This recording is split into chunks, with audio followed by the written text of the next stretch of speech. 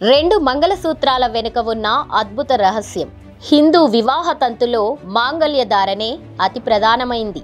మాంగళ్యానికే మంగళసూత్రం, తాళి, తాళిబొట్టు, పుస్తే, శతమానం అనే పేర్లతో పాటు వివిధ రూపాలు కూడా ఉన్నాయి. మానవులకు మనువాడడం ఎంత ముఖ్యమో మనువాడడానికి మంగళసూత్రం కూడా అంతే ముఖ్యం. మంగళసూత్రం లేదా మాంగళ్యం హిందూ సాంప్రదాయంలో పెళ్లి జరిగిన స్త్రీలు మెడలో ధరించే గొలుసు లాంటి వస్తువు. దీనిలో తాళి లేదా తాళిబొట్టు, కొన్ని నల్ల పూసలు మొదలైనవి గుచ్చుకుంటారు. వివాహ సమయం నుండి స్త్రీలు మంగళసూత్రం ధరించడం భారతీయ సాంప్రదాయం. ఈ ఆచారం ఈనాటిది కాదు. పెళ్లినాడు వరుడు వధువుకు తాళి కట్టే సాంప్రదాయం 6వ శతాబ్దంలోనే ఆరంభమైంది. మంగళసూత్రం అనే శబ్దం సంస్కృతం నుండి పుట్టింది. సంస్కృతంలో మంగళ అంటే శోభాయమానం, శుభప్రదం అనే అర్థాలున్నాయి.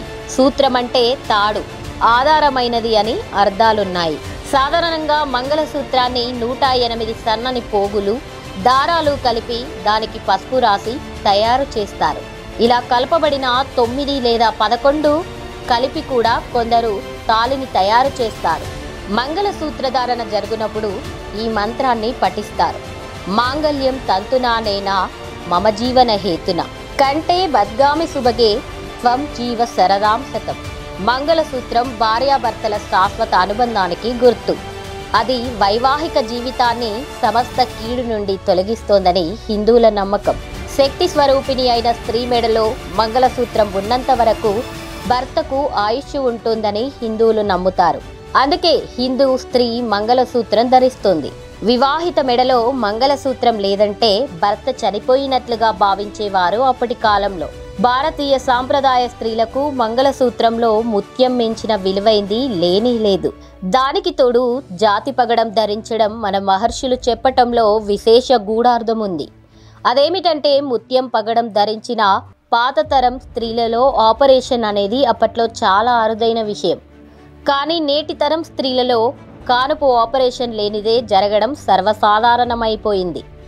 ముత్యం పగడం సూర్యుని నుండి వచ్చే కిరణాలలో నుండే ఎరుపు, తెలుపు స్వీకరించిన స్త్రీ భాగంలోని అన్ని నాడి కేంద్రాలను ఉత్తేజపరిచి శారీరకంగా, భౌతికంగా ఆ జంట గ్రహాలు స్త్రీలలో వచ్చే నష్టాలను, దోషాలను తొలగిస్తాయనడంలో ఎటువంటి సందేహం వలదు.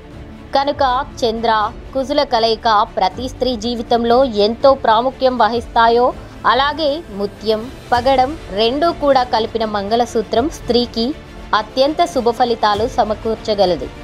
మరొక విషయం ఏమిటంటే శుక్రుడు వివాహకారకుడు మాత్రమే, కానీ సంసారిక జీవితాన్ని నడిపేవాడు కుజుడేనన్న మాట మరవకూడదు.